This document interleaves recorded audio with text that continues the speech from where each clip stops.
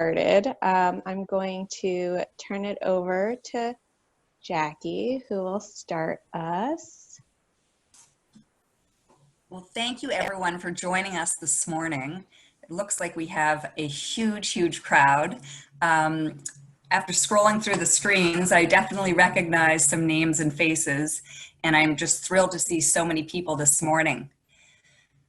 Before we start, I just want to talk a little bit about the Women's Philanthropy virtual series, and this includes some more opportunities to connect and to continue building community even though we're physically separated.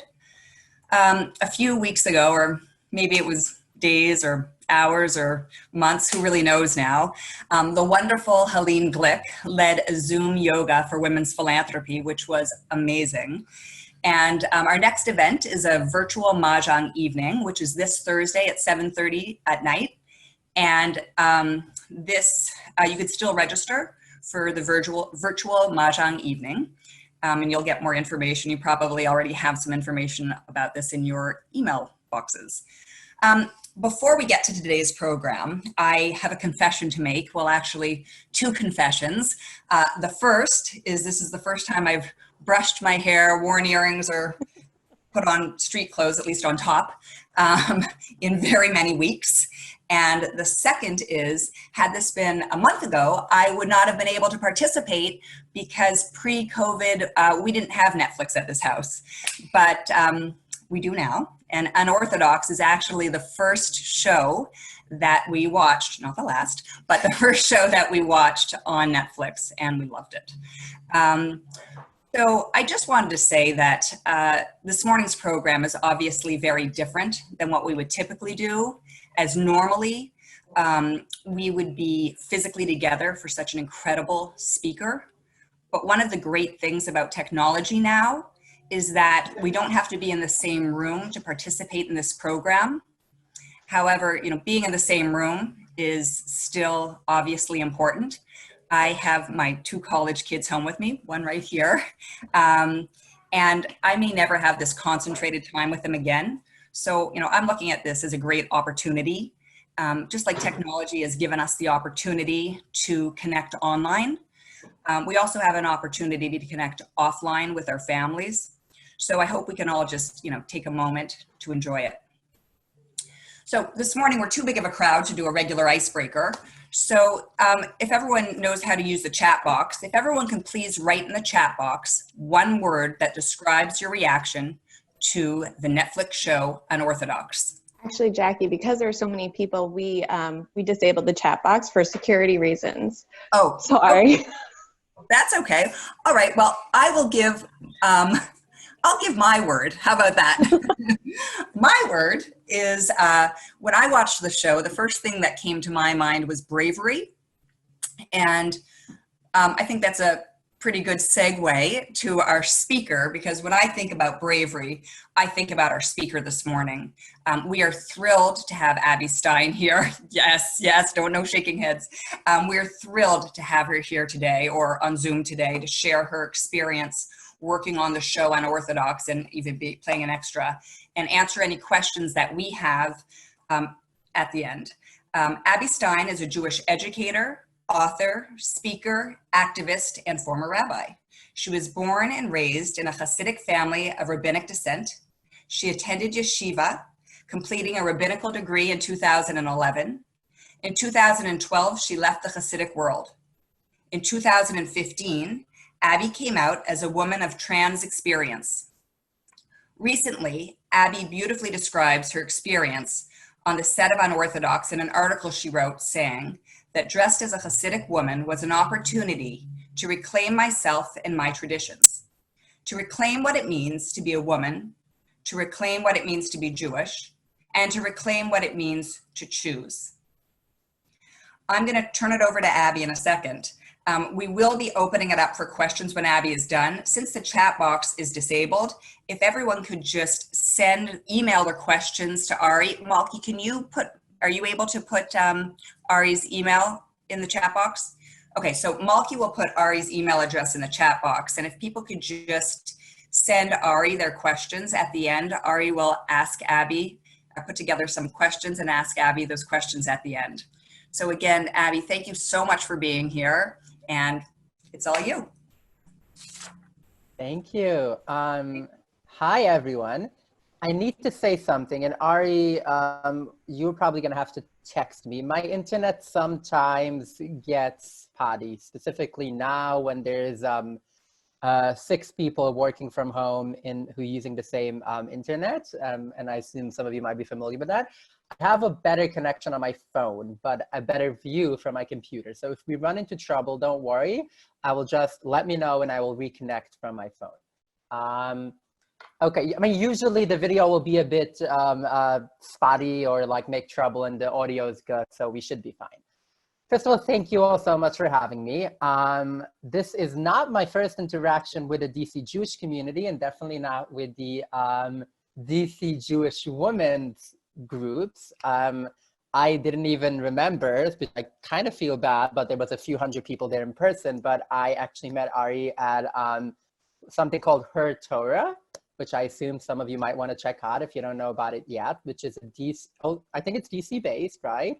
It's a DC-based Jewish women's group where people come together. Like I was really impressed to see like Jewish women who are, I wouldn't say ultra-Orthodox, but at least like really hardcore Orthodox and totally like secular and everything in between come together.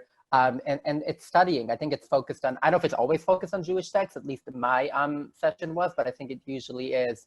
It's a really beautiful group. I end up spending a lot of time in DC for other reasons. My day job, so to speak, which actually exists, is in public policy. So I did a fellowship on Capitol Hill a few years ago. I've done, I work a lot. I end up a lot in DC, and it's always beautiful for me to engage with the Jewish community in DC. So just wanted to say that from the beginning. 2 days ago, I think so, yes? Shabbat was 2 days ago, yes. So Saturday, And I've been doing it. I told Ari also, today is day 9 of non-stop events for me, public events, as in doing speeches. And a few of these days have been more than one event. A few of them have been events with more than 1,000 people. But yesterday, on Saturday, I got asked to do something called the Call to Unite. So the Call to Unite was a 24-hour broadcast. Some of you have probably seen parts, outtakes of it. It was hosted by Oprah, like the Oprah, and this guy who I didn't know, I've never heard of him before, which I guess shows of how little I knew about politics or American like royal family, so to speak. This guy named Tim Shriver, who is a grandson, I believe, of either JFK or RFK. I lost track. I know that his sister was married to Governor Cuomo at some point. Anyway, so they together hosted this, and they had people from everywhere. There was a clip going viral from that, like where the former President Bush was talking. That was at the same broadcast, and they also had former President Carter and Clinton, and it was this very interesting combination and tapestry of people. But the point of everything was the call to unite of how do we focus on bringing everyone closer? And one of the things that I said, and I've been saying that a lot lately, is that I am on a war. I'm on a war against social distancing. Don't get me wrong. I believe we should all stay away from each other, and we should all do physical distancing. I don't know who coined the term social distancing, but I really don't like it. It kind of suggests that we are socially distanced from each other. We are physically distanced from each other, and we need to continue doing that, which apparently I think my fellow New Yorkers are having a hard time. Literally, New Yorkers of every background seem to not be able to grasp that idea, but we do need, obviously, the physical distance, but socially, and I've experienced that personally. I have, in the past 9 days, spoken to thousands of people. And yes, to me, it's not totally new. I do this in real life or in pre-apocalyptic, pre-COVID, whatever you want to call that world as well. But this has definitely been really high up there in the amount of people, but not just like sitting online, looking at a screen and talking to people, but engaging with people. Just wanted to start with that because I really want to, I love what Jackie said. I love what so many people have in mind, that we don't need to get socially distanced. We need to get physically distanced and socially get closer to each other. Okay. Unorthodox. Well, I think I wasn't a bit sure about it. Ari, do you just want me to speak for 15, 20 minutes and then do questions? Did I get that right? I think we'd love for you to tell a little bit of your own story. Oh. Yes, please. Well, I don't want to spoil much because I want you all to buy this. I promise it's me. In case you can't tell, look, it's totally me. So I also wrote a book called Becoming Eve, My Journey from Ultra-Orthodox Rabbi to Transgender Woman, that mostly focuses on my childhood. I think one of the things that some of you might like and that I found that a lot of people like, that like I would say makes this, and I'm not gonna try to contrast it and say it's better or worse, but at least makes it different than a lot of other stories about people who grew up in the Orthodox and Hasidic community, which is very different, and we're going to get to that in a second. Specifically talking about the differences between unorthodox and shtisel, which is a different community. We'll get to that in a second. But one of the things that I really wanted to focus on, which unorthodox didn't do, it's not a negative thing. It's just not what it was based on. It's not what the book was based on. It's very much a story of leaving. Personally, when I wrote my book, I focused a lot. Actually, the majority of it is still like in the Hasidic community. And I focused a lot what I say, the beauty and the ugly, the good and the bad and the neutral of the Hasidic community, including to focus a lot on what it is the day-to-day life. And I have to say that personally, and I didn't even realize that, I was relatively privileged. My mom is literally an angel. I don't know if angels exist. If they do, my mom is one of them. She is a woman who has 13 kids who never got any help. My dad has 13 kids and changed one diaper in his life, and I'm not sure he knows how to make toast. So my mom, but I don't want to focus on the negative. I like to focus on the positive. My mom always did everything. I never remember her being exhausted. She must have been exhausted at some point with 13 kids. And like she went from when she got married for about 20 years, she was either nursing a baby or pregnant, and sometimes both before she knew that she was pregnant again. But I had a beautiful life relatively. Yes, I think part of it was ignorance was bliss, and I didn't know what else is out there. But at least on the surface level, I had a stable family. I always had what I needed. Our Shabbat and holidays were beautiful. The Hasidic community has some beautiful parts. I think sometimes people watch Unorthodox and listen to stories and then they were like, we don't get it then. Why do, I don't know, somewhere around 85 to 90% of people stay in the community? Well, obviously, I think a big part of it is that it's very hard to leave. But even if it wasn't hard to leave, I would still assume that around 50%, knowing people in the community, would still choose to stay Hasidic. Which I think the interesting point is that I do think that 50% would leave, which is the numbers what it was for anyone who knows history between World War I and World War II. The Hasidic community had an assimilation rate of 50%, which is because it was easier to leave. And it's probably how it would have been today. But I think what people sometimes forget to focus on, what is the story with these 50% that choose to stay, who would choose to stay? And that is because there are some beautiful parts, whatever it's family life, community life. And I'm not just talking about people who actually believe. There are people who really believe, but I'm actually terrified of these people. A lot of people who believe in 100% of Hasidic doctrine are, and I'm not saying that easily, their belief system is not much better than ISIS. I'm not joking. Their belief system is that I had this conversation with my dad, for example, about he believes that when Mashiach, when the Messiah is going to come, we're going to kill all the people, not just people who live in Israel, pretty much all the non-Jews. I don't remember exactly what his doctrine is. But I would ask him sometimes, how are you better than the Inquisition or other people? And like usually it should be that like I don't really believe that we're going to go out and kill people, which is what most Jews would say. He is like, oh no, yeah, we're going to kill everyone who's not doing what we want them to do, but we are right and they are wrong, which is a terrible, terrible doctrine, a terrible thing to think about. But outside of them, I don't want to talk about the people, but that's not, most Hasidic people don't actually carry these kind of beliefs, which is very important to think about. But they are beautiful parts. The Hasidic community has, I don't know exactly a number, somewhere between 500,000 and 1 million people around the world. They don't have a single homeless person. They have poverty, but no one goes hungry. If a Hasidic person gets cancer, there's a whole organization founded by my cousin actually called RCCS, which is going to make sure that you get the best doctors that money can get you. and so on. So they are beautiful parts. And when I wrote my story, I tried a bit more to focus on that. I think when I tell it, and we're going to talk about it, it's a lot harder to do that. And I think people like no news is good news. Like people don't want to hear the good parts. People want to hear the exotic parts. So let's focus on that. Let's talk about the cool parts, so to speak. So just like ST and Unorthodox, and that is based on Deborah Feldman, I grew up in Williamsburg in the same community, in this kind of the same community, not the exact same sect. I'm not going to go into the nuances.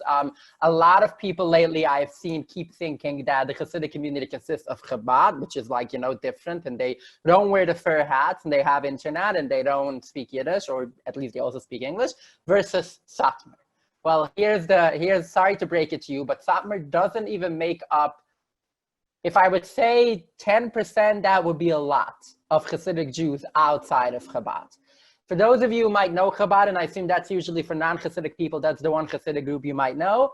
Chabad is extremely different. I'm not saying that in a positive or in a negative way. They're just very, very different. And a few major things to keep in mind are their approach to the internet, approach to the outside world, the language, where like we're in many Hasidic communities, including in my family. I didn't speak English until I was 20. My dad, other than maybe understanding a bill, can't really communicate in English. When I came out to him, which is a long story that I describe in the epilogue of my book, and I had the help of a progressive rabbi that was helping me, who also grew up Orthodox, who's not Orthodox anymore, who spoke quite a bit of Yiddish, and I still had to translate a lot of things to my dad. And even with my dad's little English and with his little Yiddish, they couldn't really understand each other. So like that is something you wouldn't find in Chabad. I usually tell people an easy way to recognize if someone is Chabad or not is if they wear the fur hats on Shabbat. Not that Chabad used to wear them before the war, but now they don't. So just saying, but even outside of the Chabad world, let's call them Hasidic Jews who wear shtreimels or who wear the fur hats. Satmar, which everyone seems to know about because they tend to make a lot of noise and are kind of in some ways very radical. They are the most anti-Israel, anti-Zionist Hasidic group, but they actually only make up about 10% of the rest of the Hasidic world. I didn't grow up in Satmar directly, though. If you live in Williamsburg, you were never extremely influenced by Satmar. They make up about 80% of the Jewish/Hasidic community in Williamsburg. So that's where I grew up. Now, personally, and I assume I don't have to tell you, but the show is describing is a quite accurate depiction of what it is to grow up in the Hasidic community of Williamsburg. Personally, for me, there was a bit of an added struggle. So I am the sixth child. I have 5 older sisters, and then I have 4 younger brothers and then 3 more sisters. To my dad specifically, who comes from a rabbinic dynasty, both of my grandparents were Hasidic rabbis running their own synagogues. My dad's dad is kind of a Rebbe. Obviously, for those of you who have watched the show, you see the Rebbe in there, who is my friend Ellie. We'll get to that in a second, who I've known for 8 years, who plays the Rebbe. He was also the Yiddish translator and the cultural consultant on the show.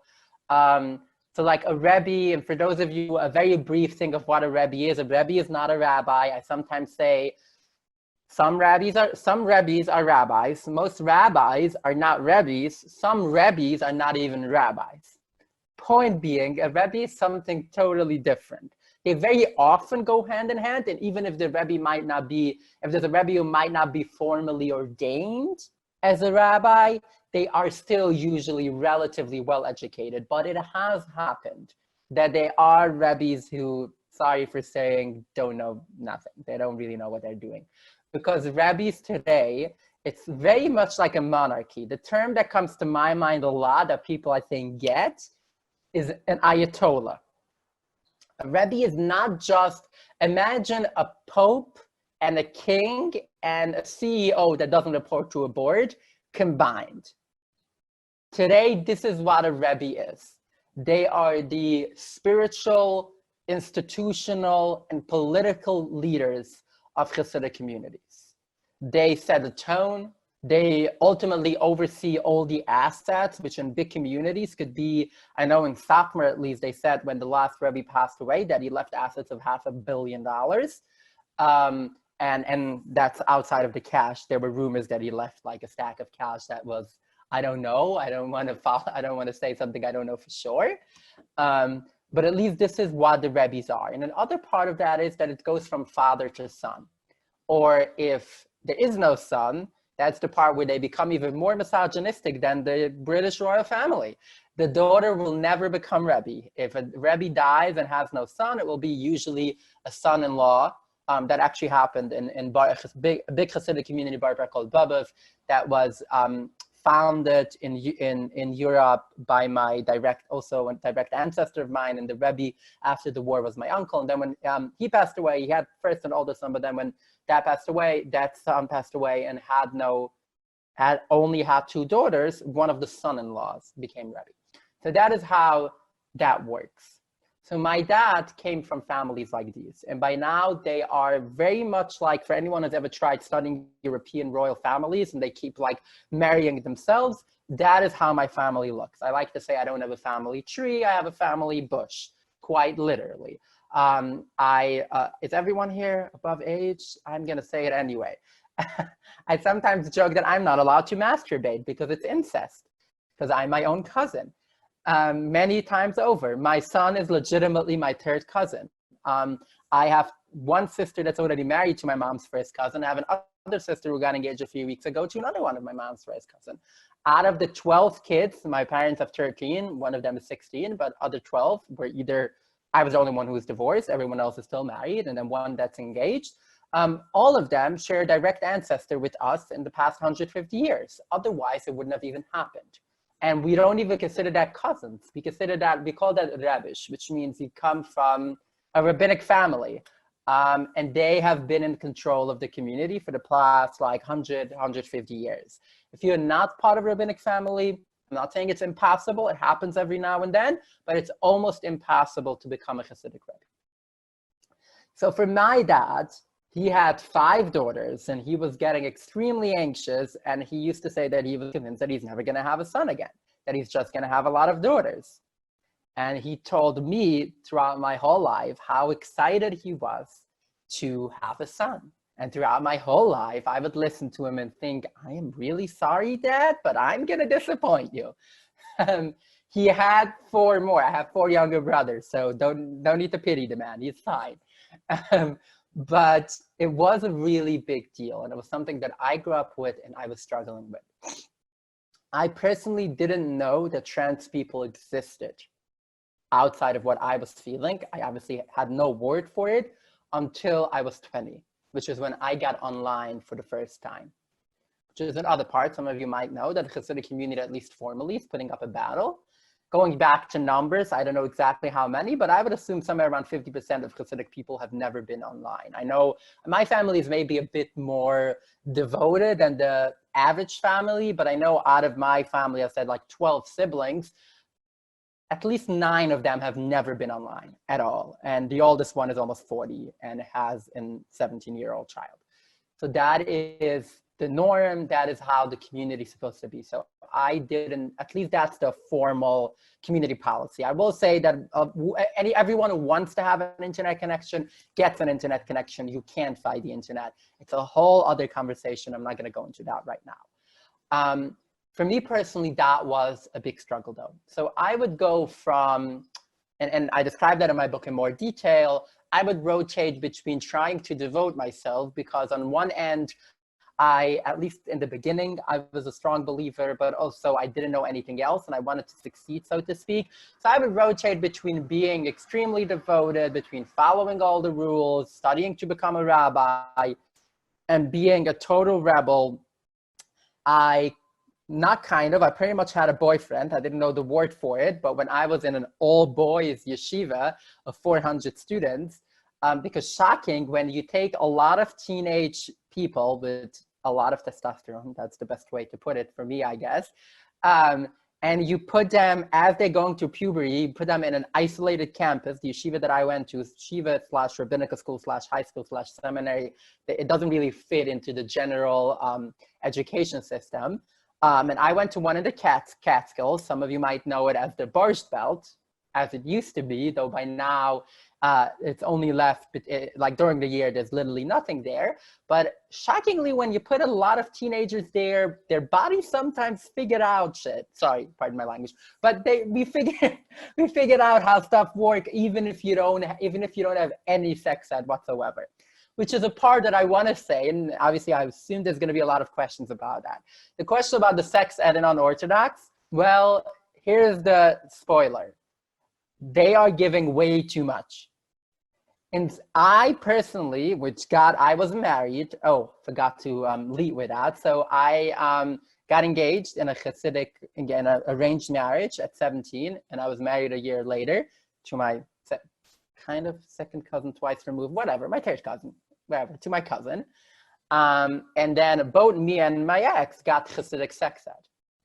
And I learned after the wedding, when we started talking, that I even got more than her, and even I got way less than Esty is getting from her college teacher in the show.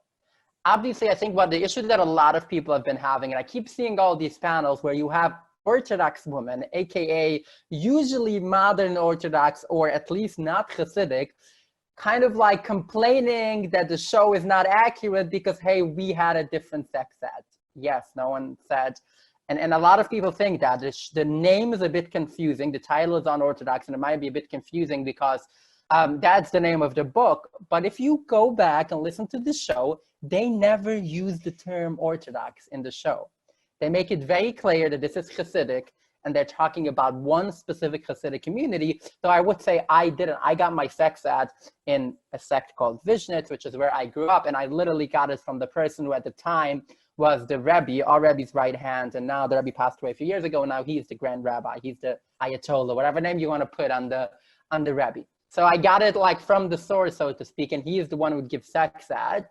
And all he did pretty much was telling, and we both got a very similar description of, and the other thing about the clothes, it would be, you come home from the wedding, yeah, wash your hands, and like there's all these like ritualistic thing, but pose the ritualistic part, take off all your clothes besides your nightgown, and for the husband, it's also the tzitzit, the like small kind of, I don't know how that's even called in English, the tzitzit, I don't know another word for it, the small one.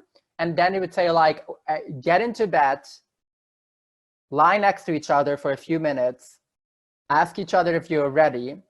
Then the husband pulls up, actually both of them should pull up their nightgowns. And then I was told that if that doesn't work, if you start seeing that the nightgown gets in the way, because there is this thing in Kabbalah and in mystic Judaism that the bodies actually have to touch, at least the lower half, but nothing in between. So then do like pull it up, and only if it gets in the way, then going forward, you can remove it. Besides the tzitzit, the husband is always told to leave the tzitzit on and just like tie it around the neck. And then once you're both ready, get on top of her, ask the wife to take the husband's, the word that they use for that is aver, which means organ in Hebrew. They would never say penis, God forbid, to put it next to her place, literally, the word that I use for that in Hebrew, for anyone who speaks Hebrew, in Hasidic Hebrew, it's oisamukam, and the modern Hebrew will be otomakom, which literally just means that place, because God forbid, even during sex ed, to mention the word vagina, or I don't know, any other word that's anything more than that place. And then the husband, and then he literally took a pen, put his fingers like this, spread out his fingers, and then said, there are two holes here. Let's ignore the inaccuracies of everything, but there's two holes. You ask her to guide the penis, the aver, as he would say, to the upper hole. You push yourself in, you stay in there until you're done, then you get out, go back to your bed. The whole thing took 5 minutes, the whole sex ed. Meaning to say that, but Esty is getting in the videos already a lot. And usually they are people, I think like a few months after the wedding, if there are issues, they are people who will sit down with a couple and talk more. But kind of, I don't know a lot of people where it took them a year to like actually get somewhere, but a few months is very common. Anyway, I feel like I got into that distracted. I was like at a different train of thought before I jumped into this. But in my community, yeah, as I mentioned before, like I personally still had, this was already for me, and I kind of did have a boyfriend. I'm not going to go into the details. You can read about it in the book. Don't worry, in the book, it's like R-rated, not X-rated. So it's safe, maybe not even R, PG-13, let's say. I go into a bit of details, but not in too much graphic details about my relationship in yeshiva. But at the same time, so like obviously I was halfway rebelling and halfway trying the whole time to figure it out. And for me, it went hand in hand. When I was 4 years old, my mom caught me in the bathtub using safety pins, trying to get rid of one very specific part of my body.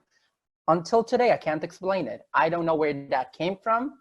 I never knew the, let's call them biological differences between people who have, you know, different parts.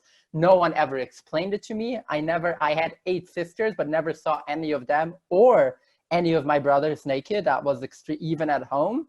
Modesty was a really big deal. And I don't know what I knew. It could be that I picked it up. I don't know. I was 4 years old. And I think trying to think back what I was thinking then is stupid. But I already then was trying to take matters into my own hand, quite literally, to express what I was feeling. And I think for the rest of my childhood, personally, I always had to find different ways of dealing with what I was feeling, whatever that meant. Becoming overly religious or becoming almost like pretty much a zealot in some ways, and like then moving into studying Jewish mysticism, which was really helpful. And if you would allow me to find one specific part of the book that I want to read, give me a second. I think it's at the end of this chapter.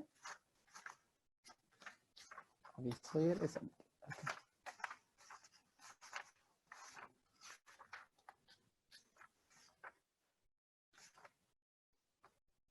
Hold on. Just a second. There's one part of something that I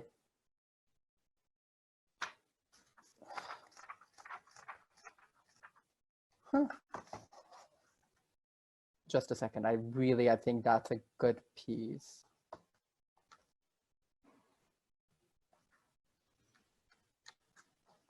Oh, here. And that has been kind of like a life-changing for me, and a reason why, and this is when I was 15 years old, and a reason how I ended up studying mysticism.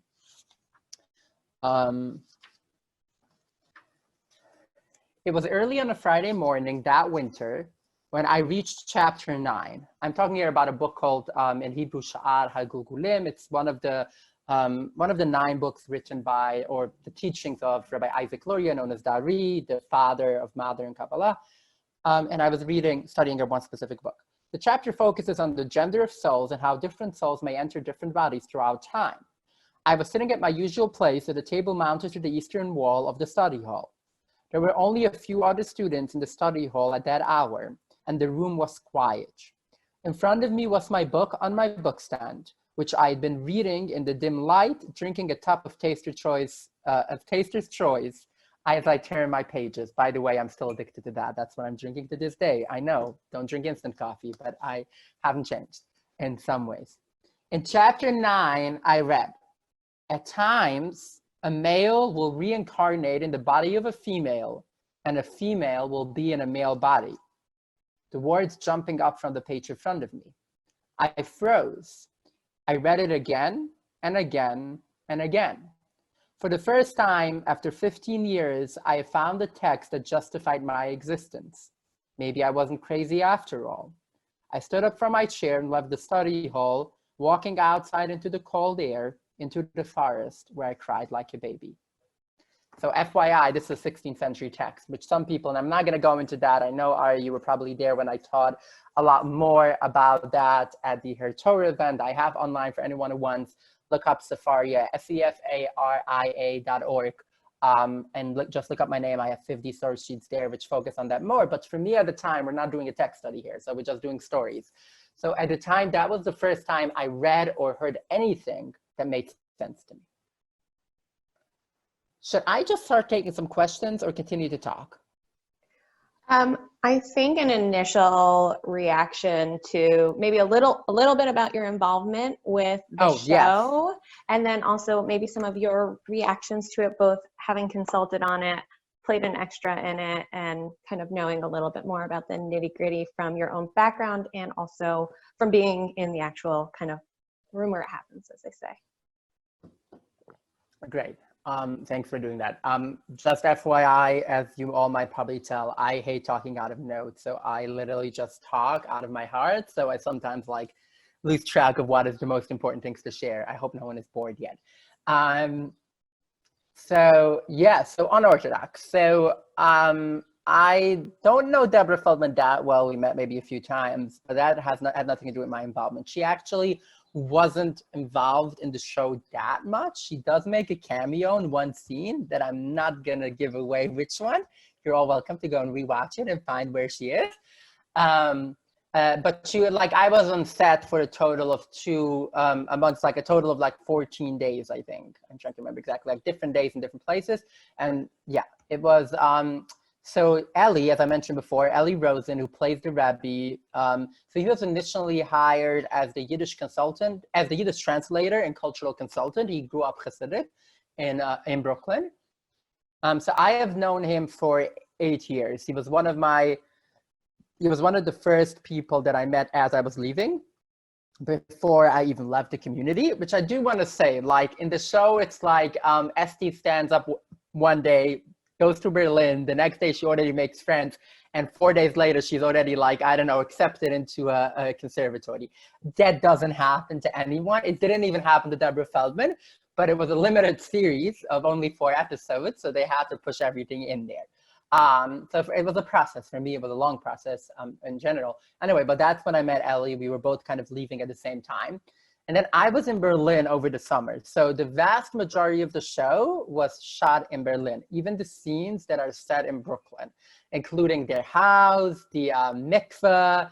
It's actually filmed at a mikveh in Berlin, the wedding, the grocery store. All of that was actually filmed in Berlin. And I was in Germany for several different reasons. I did a fashion show. I did in Hamburg. I did an event in Frankfurt. I found my grandfather's great-grandfather's grave in Mannheim. And then I did a few events, including with an organization called Keshet Deutschland, which is like similar to Keshet in the US, which is a Jewish LGBT group. There's a very, Germany is actually one of the only countries in Europe that has a growing Jewish population, as opposed to a shrinking. I know it's like you compare that to 70 years, but they also have some of the least, if not probably, they might have the least amount of anti-Semitic attacks. I'm not saying there's an anti-Semitism kind of underground, but at least the government has like a zero tolerance policy to any like attack. So like a lot, there's like, it has by now the fourth largest amount of Israelis living outside of Israel after the US, Canada. Hold on, what's the third place? I don't remember, but apparently I think it's the fourth place. There's a lot of Israelis going there. It's very easy to get, if you're a descendant of a Holocaust survivor, even if your family has never lived in Germany, it's very easy to get citizenship if you go and live there. So there have been a lot of Jews moving there. Anyway, I love the Berlin Jewish community. I was engaging with them. Anyway, point being, I went to Berlin, nothing about the show at all. And then Ellie saw I was there and he was like, you gotta come over on set. And apparently the show's co-creators, which are Anna Winger and Alexa, whose last name I can't pronounce, it starts with a K, don't tell her I said that. They both really wanted to meet me, and they've read, the book wasn't out yet, but they've read things that were out there about me. And so I spent a few days on set in Berlin, all behind the scenes, hanging out mostly with Ellie, helping. Like Ellie would be like, how do you say that? How do you say that? Like he knew he didn't need my help, but it was just like fun to consult and fun to have conversations. I was there specifically when they were filming the conservatory scenes, which is very interesting. Like they actually, like I got to listen to a whole day's long, what is actually like 5 minutes in the show actually took a whole day. That I got to listen to really great music because you'll listen to play for anyone who's been on the set once. 5 minutes takes about a day to shoot. So that's when I got to know, I became really good friends with Shira Haas and with Amit Rahav, who plays Yankee, and Jeff, who also grew up Hasidic in Jerusalem, who plays Moshe, just I love that character because as a friend of mine told me, like every Hasidic family has one of them. It's like that, like one person who like almost left at some point, but then it's like the cool one and has the smartphone, but like it's like trying to become religious, and sometimes they feel very guilty and try to make up for it. It's like the perfect character. Anyway, and then Ellie told me, and I remember I think it was Anna as well, Anna Winger, who's the co-creator of the show, was like that then they came in August, so this was all in July. Then in the end of August, they came to Brooklyn to film some of the scenes that they wanted the outside. So most of the outside scene in Brooklyn are actually filmed in Brooklyn. So for that, they were looking for women to dress up as Hasidic women, but they also wanted people who could speak Yiddish in the background. So I personally hate acting. I used to not appreciate, I think, the talent that goes into that, but then I spent a lot of time on sets, and I've done a lot of cameos and a lot of shows that I came to really appreciate, I think, the talent that goes into that, and also came to learn that it's not for me. But as an extra, and I felt like, obviously I don't have to explain the whole thing. I think Malki read parts of it. You can find it on Alma. It's the website, I believe, is heyalma.org, which is a really cool website of Jewish pop culture stuff. So I wrote an article there about my experience dressing as a Hasidic woman and so on. So that was, I guess, my first exposure. As I was there, like Ellie showed me a lot of the scenes that they filmed before. Like I wasn't at the wedding scene, but I watched the whole thing when I was in Berlin. They actually filmed a whole wedding. Like again, in the show you have like a few minutes, but they filmed, it was 2 nights actually, they filmed that overnight, and they filmed the whole Hasidic wedding.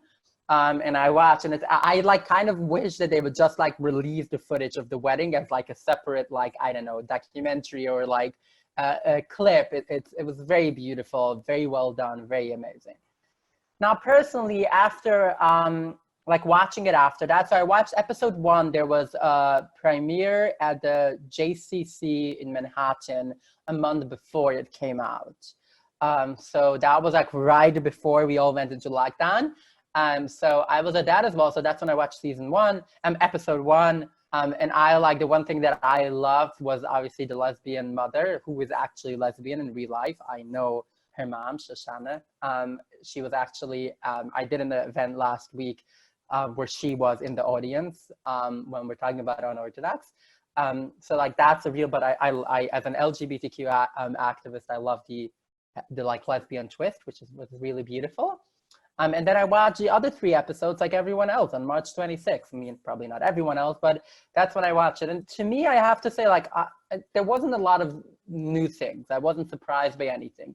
The few things that are like, let's say, where they took an artistic license, so to speak, Ellie told me about that before. Anna, like, I knew that was going to come. Like, I knew that they don't have real streimels, both for the financial part, but also because they were trying to avoid anything that was made out of real animals, which was a big reason why they used synthetic fake streimels, and so on, with a few other minor differences. As a whole, I would say the biggest kind of challenge for me was I would have loved if there was an opportunity to explore more the day-to-day life within the Hasidic community. So I mentioned Shtisel before. Kind of similar to what Shtisel is doing, but Shtisel is not Hasidic, very important. They are a Jerusalemite, ultra-Orthodox family, which is not Hasidic. Very different. They have similarities, but it's not the same thing. But that like explores a lot more the day-to-day in the Hasidic community. Obviously, this was impossible. It was a limited 4-episode series. Before anyone asks, there are no plans for more episodes at the moment. Anyone who says otherwise is a liar. Everything could happen, specifically with its success, but at the moment there are no plans. Anyway, so like I that was my biggest thing. Other than that, I think it was really, really amazing. Thank you. So for those, I'm Malki Karkowski. I'm the Director of Women's Philanthropy. And what was exciting for me about Unorthodox is this is the only place that a character has the same name as me on TV. So that's fun for me. Well, I do need to say that was my grandmother's name. I loved her. She was so amazing. And also, that's my mom's mom. And also my grandmother on my dad's side, her mom was also named Malki. So it's an extremely common name in the Hasidic community. It is, but not in the Not outside of the Hasidic community. I get it. But I have a series of questions that all of you have sent in to us, and I just want to thank you all for your active participation in this. They kind of fall into different categories, and I'm going to try and, with Ari's help, thank you, Ari Brickman, try to pose them to Abby, and hopefully we can cover all of your questions. We don't have so much time, but I do want to try and get through as many of them as possible. So I think the biggest question that people are really wondering about is your relationships with people who are still in the community now. As we mentioned in the beginning, we're trying to physically distant, not socially distant, relationships across not just basically all the Jewish community is so important, and I think particularly people who are invested in their families really interested in kind of where you are with your family members, and I think that also is a reflection on Unorthodox too, of like what has happened in those contexts with those relationships. Yeah. Well, I will start by saying I have some relationships. The majority of Hasidic people stopped talking to me, and by majority I mean 99%. When I left. I will say that then a few other people like over the past while came kind of around or came back. Out of my class in yeshiva had 100 students. I've had some interactions with 9 of them, like exactly 9, yeah. So like I would say about 10% in one way or another, but these are the people already that I knew well. When I came out, I was surprised for the amount of support that I got from the Hasidic community. It's a tiny percentage from the wider Hasidic community, but it still was really heartwarming. The majority, literally the vast majority of my haters and trolls online though are also people who are Hasidic. I can usually tell either by the Yiddish or by the very bad English that they would usually write, and also by the fact that Shabbat is my day off, not because I don't use my phone, because my trolls are all gone. They're usually not online on Shabbat. So that is, I mean, I think lately I've gotten a few like mainstream, like transphobic and whatever trolls, but the majority of my trolls to this day are still Hasidic people. I want to say that just yesterday, and I mentioned it to Ari before, sometimes when I do events, yesterday I did something called Sacred Space, which is a women's group that I co-founded with a few friends of mine, which is an interfaith, I call it interfaith, multi-faith, faithless space. I'm not going to go into, maybe we'll come up later, we'll talk a bit more about that. But sometimes after I do events, I will go on Instagram and do a live to like answer more questions. And one of the people sometimes, for those of you who know Instagram, which by the way, you can look me up on my Instagram and Twitter handle about Abby Chavestein in one word. Ari, I don't know if you can put that in the chat for someone who might be interested. It's just at Abby Chavestein. So I do also a lot because I know some of you might also be wondering, and Ari mentioned that before already to me personally, that some of you might be wondering where I am with like religious observances. I think if you follow me on Instagram, you will get a lot. Well, if there's an actual question about that, we'll get back to it in a minute. So yeah, so on Instagram, and there was these, people can request to be added to your like live, and it'll be like a split screen. And there were these three Hasidic boys, I think they were all teenagers, who asked to join, and then they didn't feel comfortable, so they were hiding. They were like, instead of showing their faces, they were showing me their roof, but they were really nice people. And I don't know them, but they know about me, which is the case for most Hasidic people. And they were actually very supportive, both of me and of Unorthodox. And they were like, we love the show. So if anyone who asks you, I don't know about all Hasidic people, but they watched it, which probably is not true for the majority of Hasidic people, because most of them don't watch television at all in any way or form. But they watched it, said they liked it. Before anyone asks about my son, I have a son in case that didn't come up. I don't like to talk about his life today publicly. As much as I would say is that when we got divorced, we got a joint kind of like custody agreement, was very amicable. My ex's family, she was nice, her family is whatever. But they really wanted to get a divorce done because she was secretly already engaged in another arranged marriage. She got married 3 months after we got divorced. Before anyway, so like that was that. My parents, when I left the community, they were still talking with me, not accepting in any way or form. My dad said he looks in it like I have cancer, as in like being not Hasidic is a cancer, but he's not gonna reject his child because they have cancer, which is, you know, messed up and weird. But it was, at the time, I was like, I would take whatever I can get. But then when I came out, he stopped talking to me. I have 2 siblings that I'm still in touch with. I have about 10 to 15 first cousins that I'm still in touch with. And that's what I like to focus on. I always tell people, most people my age that I know today don't have 2 siblings. They don't have more than 10 or 15 first cousins. Yes, for me, it's 2 out of 12, and it's like 15 out of a few hundred. But it's still, I will take what I can get. Yeah, does that answer? I think that answers the question, right? Yeah, thank you. It's got to be hard, I can imagine. I also am hearing a lot of questions about your relationship with observance and the Jewish community and how that manifests itself for you, and kind of where that is for you, because you're clearly very much connected still. Yeah. Well, when I left, I went through a time, a rabbi of the community that I'm a member of now calls that a post-God traumatic disorder. I don't know how much of it was so traumatic, it's such a disorder, but there's this part of like, you grow up in such a community where God is the boogeyman and Judaism is black and white. And even when I left, and I already knew that there's different forms of Judaism. To give you an example, a bit of like the differences between growing up and then realizing when I left. So some of the only history, we never had like history was never a formal like topic in our curriculum.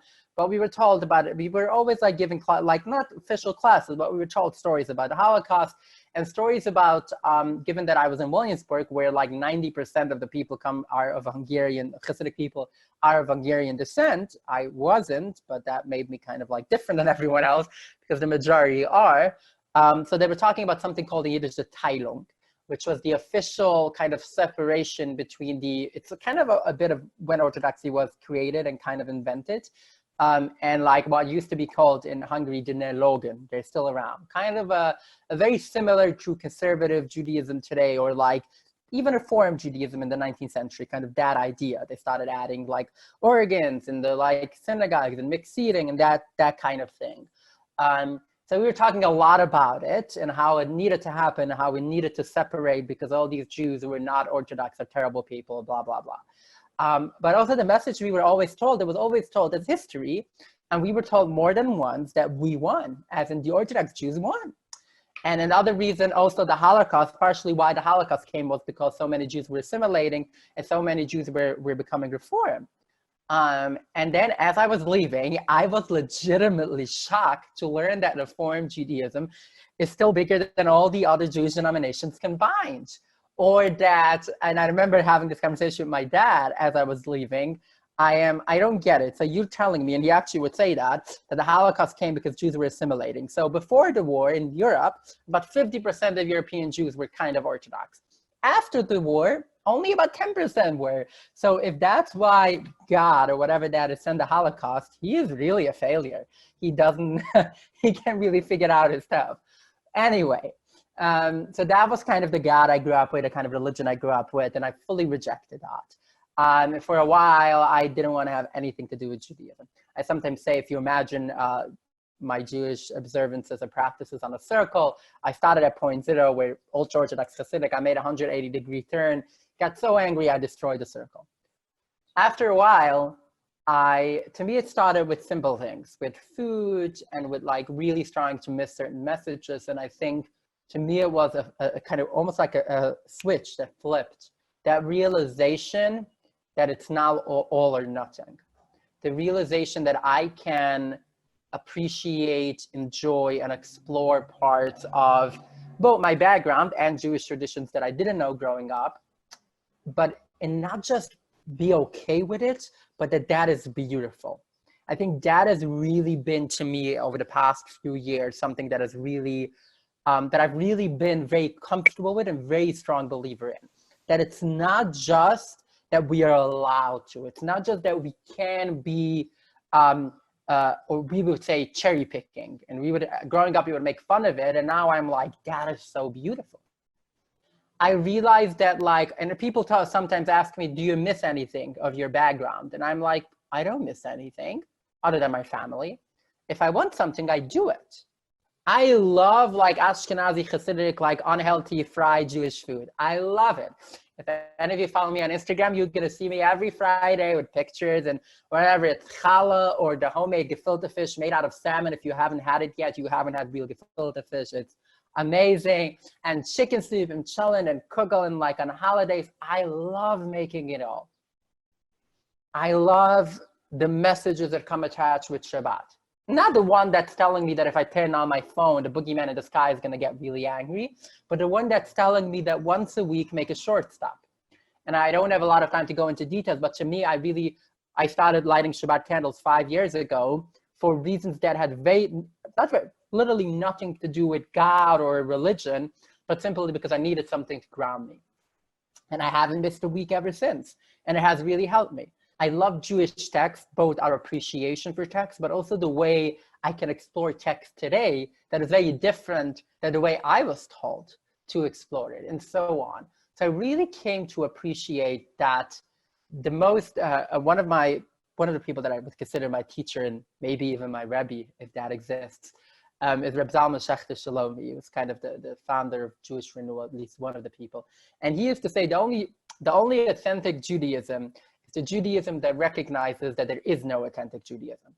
And I think that is the most authentic Jewish thing that you can do. Because if you look on Jewish history, people are always like, oh, Jews used to be united. I'm like, really when? Please give me that time in history when all the Jews did the same thing. It doesn't exist. It's the most Jewish thing that we can do is for all of us to find our own paths. And I think it's in a big way the way how Judaism survived 2,000 years in the diaspora and so on. Anyway, but going back to the circle, I would say like the easiest way to look at my Judaism is I destroyed that circle. A few years later, I went back, picked up some pieces, created my own circle. Or the way I like to say it, I don't observe anything, I celebrate. Whichever parts I relate to. I love that. That personally resonates with me. I think this, one of the big pieces that is really coming through in Unorthodox and connects a little bit with this circle that you broke is a lot of the ideas related to physical modesty. Would love for you to talk particularly about shaitels and your relationship with it. But that, I think that is another question that people have related to kind of, you know, what you see and what you're feeling, how people are reacting to it.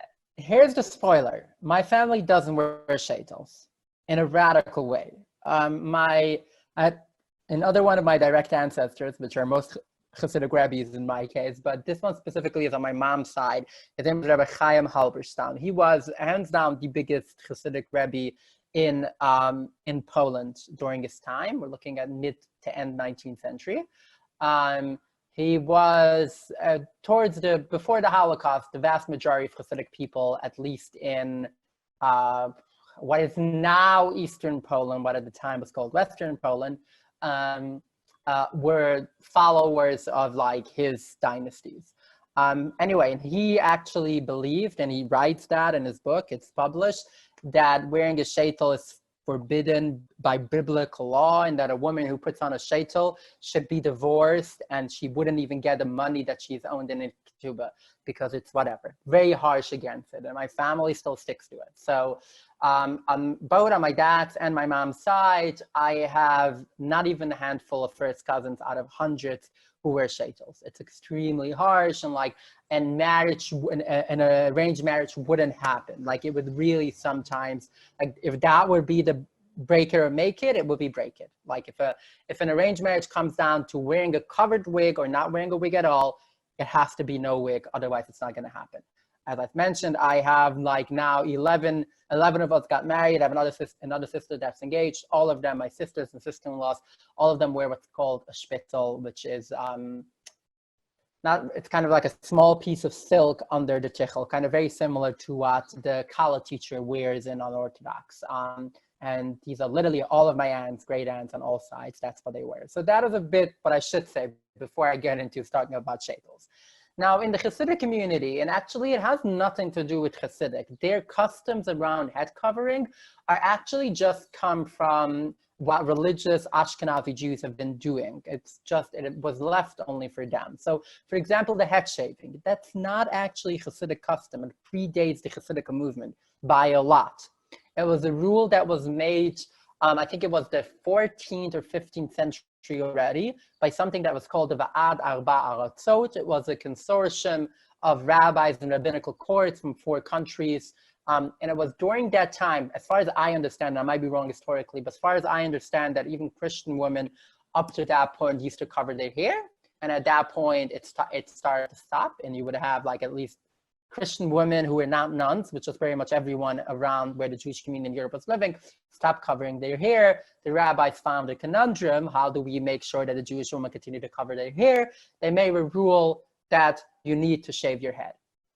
That way, hoping that you shave the hair of your head, you're going to want to cover it because, you know, it's gross and ugly. Kind of. Not for everyone, but at least that was the point behind it. Later, Kabbalistic Judaism came and added a whole part of it, where in the Zohar, which they claim was written in the 2nd century, but was actually written a lot later, says that like there's a lot of demons who on a married woman's hair, there's demons who rest their blah, blah, blah. That is where it comes from. Today, Hasidic communities, specifically the ones that come from these areas. So Chabad women who come from Russia, they actually never used to shave their heads because they were never part of that consortium of like 4 countries that made these rules. But most other Hasidic people, at least formally, shave their hair. It's becoming less and less, but at least the formal opinion of the vast majority of Hasidic communities are that women have to shave. And then you cover it. Wigs is something that was I don't know if it was invented, but it became very popular about 200, 300 years ago. For a long time, a lot of Hasidic people were opposing it, but then it slowly became more and more popular. So that is where wigs come from. I wrote about that in my article in Alma, and I used to be extremely anti-women covering their hair, because I would always be like, it's the symbol of the patriarchy of taking women's hair, and like, since when is hair sexual? And like, just because men decided that women's hair is sexual, they've been like imposing all of these rules. I used to be really against it. I slowly came to kind of like, I think as my views evolved a bit, I came to realize that it could be very empowering for women to uncover their hair. It could also be very empowering to cover if they get to choose. Now, a lot of Hasidic women will say that it's their choice, but it really isn't. Because if you want to live in a Hasidic community, you need to cover your hair. You don't really get a choice. They might choose to stay Hasidic, and therefore they have to choose to do that. But ultimately, and I remember having this conversation with one of my sisters where she was like, she was telling me that, Nani, we were talking about that, and she was telling me that you're probably so anti, like, and if you get, they're talking about public policy and politics that I've been working on, and she's like, if you get to make a law, you make a law that like women are not allowed to cover their hair, kind of like similar to what happened in like France and in other places. And I'm like, no, that's not right. I will fight with everything that I got for your right, talking to my sister who shaves her hair, for your right to cover, and just as much, and to be honest, maybe a bit more, for your right to uncover. But ultimately, it's about the choice. I don't know if that comes across in Unorthodox, but that is at least my relationship with it. Beautiful, thank you. I'm going to ask 2 more questions as we're probably approaching the end of our time together, although I'm enjoying this so much, so thank you so much. So the question for me is, have you heard about the reaction from the Satmar, ultra-Orthodox, Hasidic, Haredi community?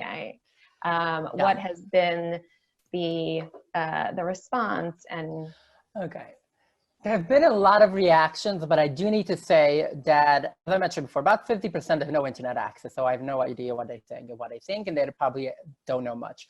Even the other people who do have, a lot of them have what's called a kosher internet / filtered internet, or whatever you call that.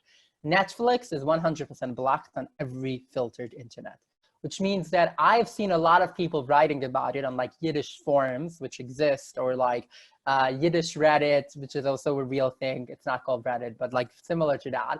And a lot of people talk about it. And then if you start pushing them, you realize that most of them have never watched it. They just assume things. So it's hard to get a reaction from a community where the vast majority didn't watch it, and they only have read some articles and like nitpick maybe some clips that they saw on YouTube, for those who have access to YouTube. I did speak to a few people who have watched it in full. Most of them will never say it publicly, but a lot of people were really impressed. Like I had like someone that I went to yeshiva with who is still very fully kind of fully religious, does his own thing a bit. He has a smartphone, God forbid. And like, I think he sometimes goes to movies, which is like, don't even want to say.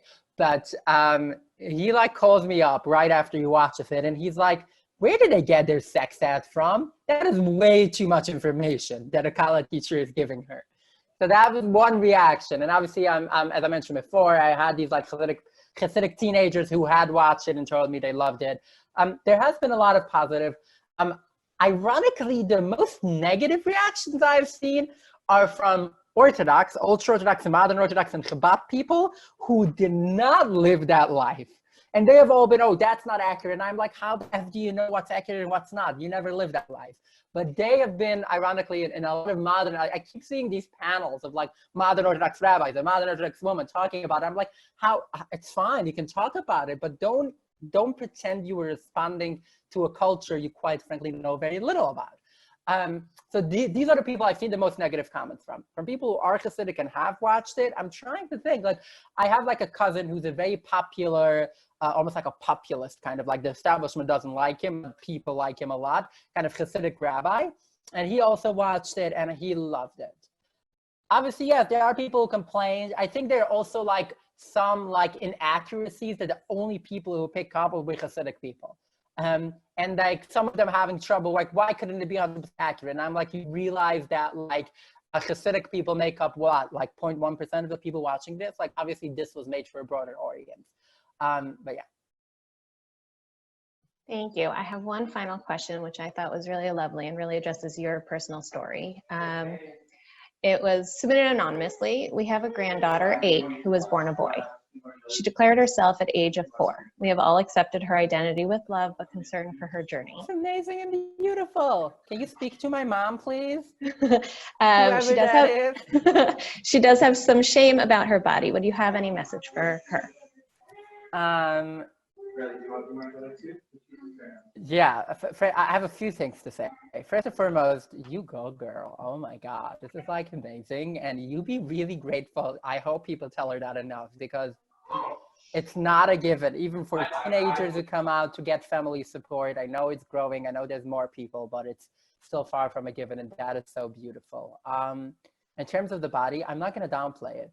I know a lot of trans people hate to hear the concept, oh, your body is beautiful the way it is. Most of us don't want to hear that. I want to say that it's important first of all, know you're not alone, which is very important and beautiful. You're always going to find support groups, whether it's your family or if you don't feel comfortable, they are great therapists, great support groups, even for 8-year-olds, where you can talk with people who would never judge you for that. Assuming your family has support, I'm not going to go into the whole conversation of surgeries, yes and no. Currently, it's illegal in the US anyway, under the age of 18, so it's not really a conversation that matters, but know that there's a lot of, it's not something that has to be with you for the rest of your life and when you get older. And I'm not going to tell anyone, but there's all these different options to do and different things to do. So it's, let's put it this way. I know a lot of 8-year-olds, specifically once people reach puberty, regardless of their gender identity, who hate their body. It's totally normal. It has nothing to do with being trans or not being trans. And ultimately, you will get to a point where you feel a lot more comfortable with it. And that's a very strong possibility, specifically for people who start at a young age. And then the final part that has to be for everyone, and I know it's easier said than done, but I really believe that whenever people try to ask me questions about like my personal parts or which kind of surgeries have you done, will you do, which kind of hormones do you take, I'm always like, listen, unless you're my doctor or I plan on dating you, it's none of your fucking business. Pardon my language, or don't. But that is a very important sentiment to have. Like, know that what you have under your clothes, it's no one's business. And be proud of yourself for being, as I mentioned before, I also knew at age 4, but I had no one to talk to. So you have people to talk to, and that is beautiful and amazing. And be proud of yourself and fight on, because the world needs more people like us.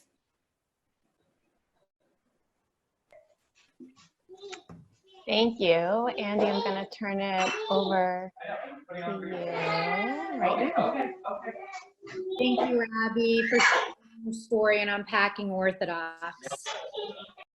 As we saw from watching the miniseries, we learn that Esty is quite a strong and complicated character. Your story and Esty's story is about finding your voice. And Abby, you talk about living our lives in the best possible way, and you've said that we do that through the support of our community. All of us know the importance of community, especially during these times. You have all shown your generosity, giving voice to the vulnerable during this pandemic. In response to COVID-19, our Jewish Federation opened an emergency fund to provide for immediate needs, food, rent, and medical assistance. Federation then mobilized nonprofits to focus on small business loans to help reduce layoffs. They are currently assessing every aspect of our community. All of us should feel very proud. I know I do. The complexity of the situation is daunting. An example is what's going on currently with the Jewish Foundation for Group Homes. Their expenses have increased dramatically. Why? Because those living in the group homes can no longer go to work, so the social workers have been hired full-time to care for them. Our community has come together and raised over $4 million to ensure that we are taking care of those in need. Federation is thinking about today, and not only today, but 6 to 9 months from today. Thank you all for your contribution to our annual campaign and the emergency fund. You're making a huge difference in people's lives. And thank you again for joining us, and we hope to see you on May 7th. And Abby, it was wonderful to listen to your story. Thank you, thank you, thank you. Thank you so much.